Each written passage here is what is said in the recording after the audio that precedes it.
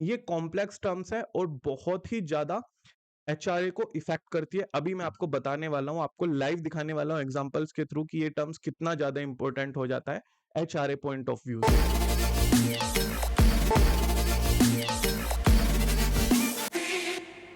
Hey guys, welcome back. It's Arjun Mittal here, founder and CEO tax advisory. आज अपन इस video में बात करने जा रहे हैं एचआरए एग्जम्पशन की। एचआरए की कैलकुलेशन कैसे होती है, एचआरए की एग्जम्पशन आप कैसे अवेल कर सकते हो, क्या क्या टैक्स सेविंग टेक्निक्स हैं।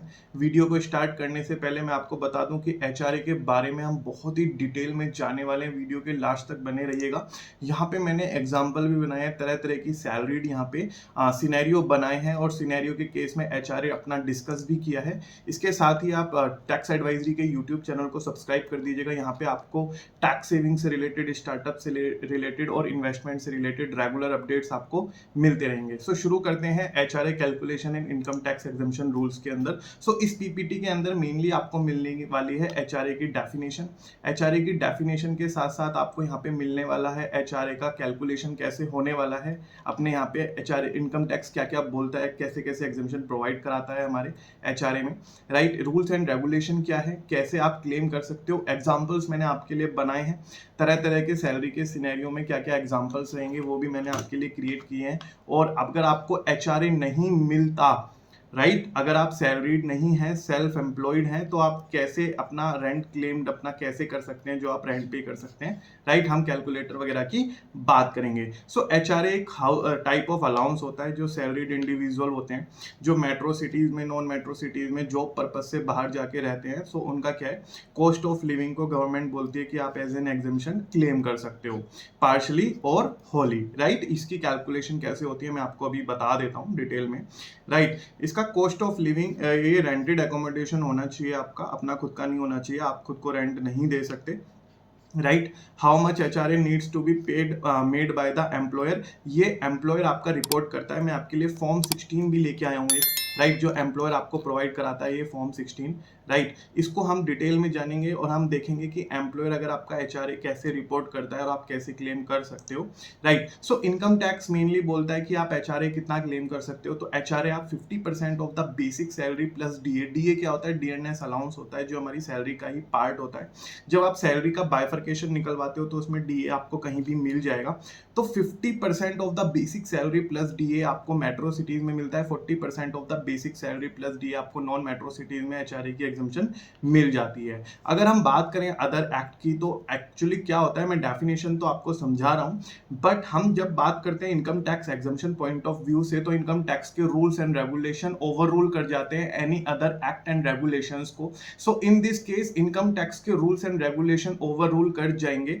जितने भी पीपीएफ से रिलेटेड रूल्स हैं, वेजेस एक्ट से रिलेटेड रूल है, सबको ओवर रूल कर जाएंगे। बट डेफिनेशन आप यहाँ पे देख सकते हो, इन्होंने अलाउंसेस की सीलिंग वगैरह दे रखी है, जो कि मैंने आपको जस्ट फॉर इन्फॉर्मेशन पर्पज दिखा रखी है। आपको मेनली फोकस करना है इनकम टैक्स क्या बोलता है एग्जम्पशन से रिलेटेड एचआरए की, राइट। एचआरए की कुछ कंडीशंस भी होती हैं। एचआरए की क्या कंडीशंस होती हैं मैं आपको बता देना चाहता हूँ। सैलरीड इंडिविजुअल होना चाहिए, self employed individuals can not claim HRA, but 80GG जो सेक्शन होता है, जो हमने यहाँ पे क्लियर करा था अपना सेल्फ एम्प्लॉयड के केस में, यहाँ पे 80GG अवेलेबल हो जाता है सेल्फ एम्प्लॉयड के केस में, और जो सैलरीड होते हैं वो एचआरए की एग्जम्पशन अपनी यहाँ पे क्लेम कर सकते हैं। इसके अलावा guys, rent exceeds 10% of the salary, मतलब ये नहीं कि आपका रेंट 2000 या 3000 है, आप जॉब कर रहे हो आप 50,000 की, 60,000 की, राइट। आपका रेंट 10% ऑफ योर सैलरी से बड़ा होना चाहिए, ग्रेटर होना चाहिए, एचआरए पार्ट का, सैलरी का पार्ट होना चाहिए। और आप अपनी वाइफ को या अपने हस्बैंड को आप रेंट नहीं दे सकते।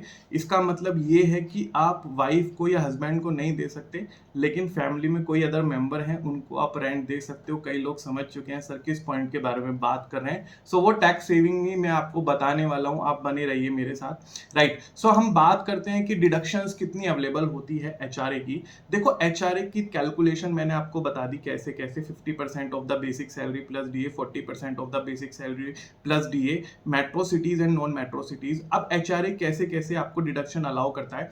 देखो, एचआरए आपको 3 तरीके से डिडक्शन अलाउ करता है, लीस्ट ऑफ द फॉलोइंग, इनमें से लीस्ट, राइट, जो कैलकुलेशन निकल के आएगी। थोड़ा सा कॉम्प्लेक्स हो सकता है, लेकिन मैं अभी सिंप्लीफाई कर रहा हूं आपके लिए ये भी। एक तो एक्चुअल एचआरए रिसीव, आपको कितना एचआरए रिसीव्ड हुआ आपको कैलकुलेट करना पड़ेगा एम्प्लॉयर की तरफ से, कितना वो फॉर्म 16 में दिखाई दे जाता है, बाइफर्केशन में आपको मिल जाएगा। 50% of the basic salary plus DA, right, और 40% नॉन मेट्रोस के केस में, और actual rent paid minus 10% of the basic salary. कुछ कॉम्प्लेक्स हो गया, राइट, कैलकुलेशन में कैसे करूंगा, ठीक है, अभी आप इनको देख लीजिए, उसके बाद हम आते हैं सीधा सीधा एग्जाम्पल पे। मैं आपको बताता हूँ, राइट, मेरा एक फ्रेंड है शुभम, राइट, शुभम का जॉब है, उसका जो बेसिक सैलरी प्लस डी है 3 लाख रुपीज है, 3 लाख रुपीज वो रिसीव करता है, और एच आर ए उसका 1 लाख रुपीज है, right, H R A is a part of your salary, right, H R A उसका 1 लाख रुपीज है। अब वो क्या करता है कि वो सपोज करो दिल्ली में रहता है, तो दिल्ली, मुंबई, चेन्नई, कोलकाता आपके मेट्रो सिटीज में आते हैं, राइट, सो उसने क्या है कि 1,20,000 रुपए का रेंट पेड किया, ठीक है, उसने 10,000 रुपए महीना का एक फ्लैट लिया था अपने लिए, राइट, और उसने 1,20,000 रुपए का रेंट पेड किया। अब इस फॉर्मूले के अकॉर्डिंग अगर हम कैलकुलेशन करेंगे एक्चुअल एच आर ए रिसीव्ड, मैंने आपको बताया ना यहाँ पे एक्चुअल एच आर ए रिसीव्ड, तो यहाँ पे एक्चुअल एच आर ए रिसीव्ड कितना है मेरा 1 लाख रुपीज, जो मेरा यहां से उठ के I figure 1 lakh rupees, right. उसके बाद 50% of the basic plus DA, basic कितना है मेरा 3 लाख, ठीक है, इसमें डीए भी इंक्लूडेड है। 50% कितना बैठेगा 1,50,000 रुपीज, यहाँ पे आपको दिख रहा होगा, मैंने सर्कल भी कर दिया है आपके लिए, ठीक है, और actual rent paid minus 10% of the basic salary plus DA, हम यहाँ पे इसकी बात कर रहे हैं। ये कॉम्प्लेक्स टर्म्स है और बहुत ही ज्यादा एचआरए को इफेक्ट करती है। अभी मैं आपको बताने वाला हूं, आपको लाइव दिखाने वाला हूं एग्जांपल्स के थ्रू कि ये टर्म्स कितना ज्यादा इंपॉर्टेंट हो जाता है एचआरए पॉइंट ऑफ व्यू से, राइट। अब हमारा एक्चुअल रेंट पेड कितना था, एक्चुअल रेंट पेड मैंने करा 1,20,000, right, 10% of the basic salary plus DA मेरा बैठेगा, 10% बैठेगा 30,000 रुपीज, तो 1,20,000 माइनस 30,000 इज इक्वल्स टू आपका आ जाएगा 90,000 रुपीज। सो मेरा जो थर्ड कंडीशन आई वो आई 90,000 रुपीज। सो मेरा एग्जाम कितना होगा एचआरए, वो होगा least of the following 90,000 rupees. यहाँ पे मैं कह रहा हूँ ना least of the following, least of the following, यहाँ पे तीनों में से लीस्ट क्या है, 1 लाख लीस्ट है, 150 लीस्ट है, 90,000 लीस्ट है। सो मेरा 90,000 कम है, लेस है, तो 90,000 की एग्जाम्शन मुझे यहाँ पे अवेलेबल हो जाएगी। अब हम केस 2 की बात करते हैं।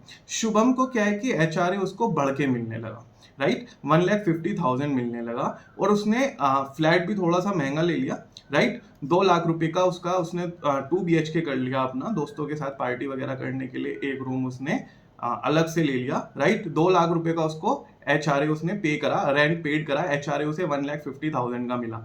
सो एचआरए एक्चुअल में कितना रिसीव्ड हुआ 1,50,000, ये फिगर यहां से उठ के आई। सेकंड हमारी एग्जामिशन थी 50% of the basic salary plus DA, 50% of the basic salary plus DA भी 1,50,000 बैठेगा। अब actual rent paid less 10% of the basic, actual rent paid कितना था उसका 2 लाख रुपए, ठीक है, इसमें से हम माइनस क्या करेंगे 10% of the basic salary plus DA, 10% of the basic salary plus DA, ये कितना बैठेगा 30,000 रुपीज। तो थर्ड कंडीशन मेरी कितनी आती है 1,70,000। लीस्ट ऑफ द फॉलोइंग मेरा क्या आएगा, least of the following actual HRA paid, least of the following जितना मेरा आएगा वो आएगा 1,50,000 रुपीज, ये वाला 1,50,000 एक्चुअल एचआरए रिसीव, राइट। अब शुभम की क्या है शादी हो चुकी है, अब उसने क्या है बड़ा फ्लैट ले लिया, 3 BHK फ्लैट ले लिया, ठीक है। अब उसकी जो सैलरी है उसका प्रमोशन भी हो गया, 12,50,000 हो गया। अब मैं इस कंडीशन को आपको बताने वाला हूँ, ये कंडीशन कैसे इंपैक्ट करती है आपके एचआरए की कैलकुलेशन को। अब उसने बड़ा फ्लैट ले लिया, उसने 2 लाख रुपए का एचआरए पे करा, उसका प्रमोशन भी हो चुका है, राइट। अब उसका जो रेंट उसने 2 लाख रुपए पे किया, 2 लाख रुपए ही उसे एचआरए मिला, right. Actual HRA receive 2 lakh rupees. 50% of the basic salary plus DA की कैलकुलेशन हमारी कैसे आएगी, 50% ऑफ दिस अमाउंट, राइट, 12,50,000 का 50%, राइट, हमारा आया यहाँ पे 6.25, राइट, यहाँ पे 6.25 हमारा यहाँ पे कैलकुलेशन आ गई। Actual rent paid minus 10% of the basic salary, actual rent paid मेरा कितना है, एक्चुअल रेंट पेड मेरा है 2 lakh rupees, but 10% of the basic salary plus DA बैठेगा 1.25 लाख, ठीक है। सो मेरा क्या है 2 लाख माइनस 1.25, ठीक है, मेरा आएगा 75,000। तो लीस्ट ऑफ द फॉलोइंग के केस में 75,000 की एग्जामिशन मिलेगी आपको। यहाँ पे 90 की मिल गई, यहाँ पे 1.50 लाख की मिल गई, बट यहाँ पे 75K की मिली। रीजन बीइंग गवर्नमेंट ये कहती है आपकी सैलरी अच्छी है, राइट, आपका प्रमोशन हो चुका है, तो उन्होंने फॉर्मूला इस तरीके से डिजाइन करा है कि कम सैलरी वालों को ये मैक्सिमम बेनिफिट देगा, ज्यादा सैलरी वालों को कम बेनिफिट देगा। समझ में आ गया, ये इनकम टैक्स है, राइट। सो ये कैलकुलेशन, ये एग्जांपल का आप स्क्रीनशॉट ले सकते हो, आपको बहुत ज्यादा काम आने वाला है, राइट। इससे शायद आपका पैकेज वगैरह जितना भी, आप खुद से एचआरए की कैलकुलेशन कर सकते हो बड़े आराम से। अभी मैं आपको बताने वाला हूँ, वो वाले पॉइंट में भी आ रहा हूँ जो आपके दिमाग में आ रहा है। आपके दिमाग में ये आ रहा है कि एम्प्लॉयर ने तो जो रिपोर्ट कर दिया, क्या हम उससे बढ़ा के रिपोर्ट कर सकते हैं, नहीं कर सकते। आ रहा हूँ उस क्वेश्चन पे। अब मैं बात करता हूँ टीडीएस एप्लीकेबिलिटी। ठीक है, आप देखो रेंट पे रह रहे हो, अपने लैंडलॉर्ड को रेंट पे कर रहे हो। अगर आपका रेंट 1 लाख प्लस पहुंच रहा है इन अ फाइनेंशियल ईयर, तो आपको पैन कार्ड लैंडलॉर्ड का लेना मैंडेटरी है टीडीएस बेनिफिट क्लेम करने के लिए। उसका टीडीएस डिडक्ट कीजिए, टीडीएस डिडक्ट करके गवर्नमेंट को आप जमा कराइए, right. Individual HUF paying monthly rent to resident in excess of 50,000 are liable to deduct TDS at the rate 5%। ये कहता है 194 IB। आपको 5% का टीडीएस डिडक्ट करना है अपने लैंडलॉर्ड का, एक टैन नंबर लेना है, राइट। टैन नंबर लेके उसके पैन कार्ड पे वो टीडीएस जमा करा देना है, राइट। अगर आपको इनकम टैक्स के सारे कंप्लाइंसेस पूरे करने हैं, राइट। अगर लैंडलॉर्ड आपका एनआरआई है, यहाँ पे मैंने बोला था रेजिडेंट है, इंडियन है, अगर वो एनआरआई है, 182 डेज या मोर ज्यादा बाहर रहा है, विदेश में रहा है, तो आपको टीडीएस जो काटना है वो काटना है 31.2%, राइट। ये इनकम टैक्स के रूल्स हैं। आप टीडीएस की एप्लीकेबिलिटी अपने ऊपर देख लीजिएगा। अब हम बात करते हैं सेल्फ एम्प्लॉयड की, जो बाहर रह के बिजनेस कर रहे हैं या कोई फ्रीलांसर है या कोई ऐसी एक्टिविटी कर रहे हैं जो कि उन्हें सेल्फ एम्प्लॉयड की डेफिनेशन के अंदर इंक्लूड करती है, राइट। सो इस केस में क्या होता है, सेल्फ एम्प्लॉयड, इसने ना कुछ क्लेम की, उन्होंने 80GG का एक सेक्शन सेपरेट असाइन किया है। उसकी कुछ कंडीशन है, जैसे आप सेल्फ एम्प्लॉयड या सैलरीड हैं, सैलरीड वाले यहाँ भी आ चुके हैं, बट उन्हें कोई एचआरए नहीं मिल रहा हो और स्पाउस माइनर या एचयूएफ के पास रेजिडेंशियल एकोमोडेशन ना हो at the place of residence. अगर शुभम दिल्ली में रह के एचआरए क्लेम कर रहा है या 80GG क्लेम कर रहा है, तो शुभम का दिल्ली में कोई भी अपने नाम से हाउस नहीं होना चाहिए। इसका मतलब ये है। डिडक्शन आपको कैसे क्लेम कर सकते हो, total rent paid minus 10% of the adjusted total income. Adjusted total income ये क्या होता है, अरे long term capital gain, short term capital gain को रिमूव कर दो, टोटल इनकम में से एडजस्टेड टोटल इनकम निकल आता है, राइट। 60,000 पर ईयर या 5,000 रुपए पर मंथ या 25% of the adjusted gross total income.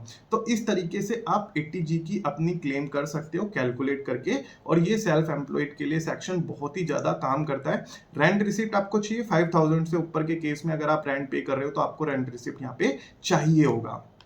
अब मैं देने वाला हूं आपको कुछ टैक्स सेविंग टिप्स, राइट। आपने क्या करा, आप अपनी स्पाउस को तो रेंट दे नहीं सकते, हम पहले डिस्कस करते हैं, बट यहाँ पे इंडिया में क्या है कि फैमिली के साथ रहने का प्रचलन बहुत है। आप फैमिली के साथ रह रहे हो, मेट्रो सिटीज में रह रहे हो तो 50% वाली लिमिट है, नॉन मेट्रो में रह रहे हो तो 40% of the basic plus DA वाली लिमिट है। अगर आपका वर्क फ्रॉम होम है, फैमिली के साथ रह रहे हो, here is what you can do is, आप एक रेंट एग्रीमेंट फॉर्म कीजिए अपने पेरेंट्स के साथ, खुद का और अपने पेरेंट्स के साथ एक रेंट एग्रीमेंट फॉर्म कीजिए। आप एक टैन नंबर लीजिए, ठीक है, अपने नाम से, फैमिली के पैन पे आप टीडीएस डिडक्ट कीजिए, टीडीएस डिडक्ट करके उसे मंथली जमा कराइए और उसकी क्वार्टरली रिटर्न फाइल कीजिए, ठीक है।